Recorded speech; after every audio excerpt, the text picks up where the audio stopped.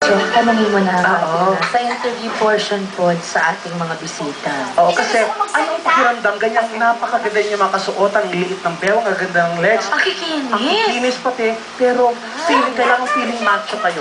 Ano kung talagang pakiramdam? Unahin natin si Child Star. Ano, masaya lang kasi po, di ba syempre, nagbago kami ng image, tapos paminsan-minsan, katuwaan, babalikan mo, ganun. Ang Okay alin lang. ang katotohanan. Yung katotohanan talaga. Ikaw naman, Gigaw.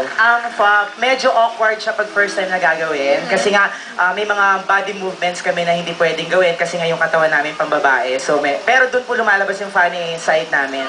Yeah. Totoo yun. Tsaka talaga, pretty siya. Angel. Ang iyo, kaya I'm doing my best para mahigitan yung girls. Tapos I'm singing like a ear. Pusa naman pala ito si Angel. Mew! Alam mo yun? Oo nga So, hindi ka naman. nahihirapan. Nahihirapan ako kasi nga, I don't like being Kasi, agad. nahihirapan kami yung sila. Oh, short mo naman. Short. Kulang na, ba't yung palisin yung mata niya yung ganyang magsalita? Ganyan? Para mahipang kayo. Tapos militar ka, pero yung makita ko lihiya lang magsalita, no? Here. Dati ganun yung turo sa iyo pag militar. Oo. Nung naging mano ka na, gumaganyan-ganyan, kulihiya ka ng ganyan. Yung naglalakad yung tinatutupi yung tuhod. Iba talaga pag ikaw, Cho. Iba lakad. Nakakainis naman. Mega, nasan ka? Nakakamiss si Chiquito. Oo, Chiquito lang, Nakakamiss si Chiquito. lang. Oh. Nakakatuwa. Ito naman si Osang. Yes. Os. Actually, Mukha niya.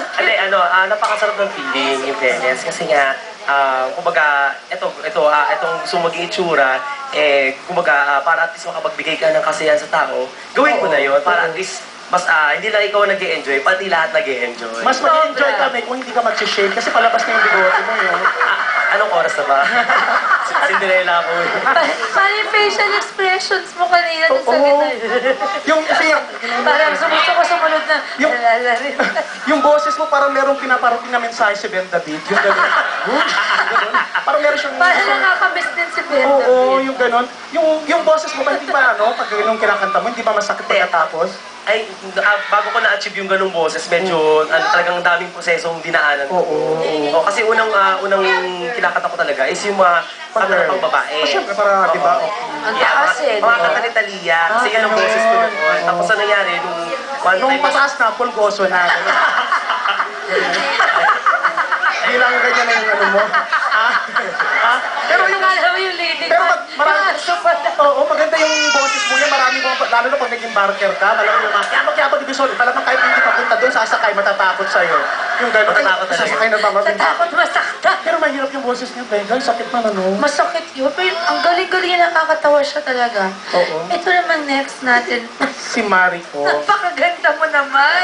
Yung sa kanila, parang, sa kanya ba talaga galing yung boses mo? Hindi O ganun. sino inspiration mo sa yung get up, sa yung kabuuan?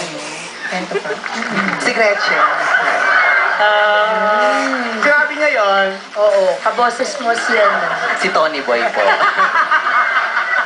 Si Nick Israel. O, Tony Boy, kung gusto mo boses lang naman. Di ba package all-in-one? Gretchen din to. Amin, ano ka ba?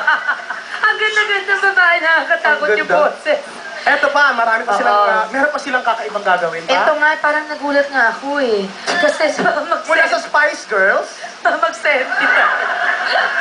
Ayan, sa amin po pagbabalik. Ito pong mga nagagandahang dilag na ito ay kakanta ng Hagibis. Mag-aalamacho ang kailang singing ng Hagibis. Ito naman po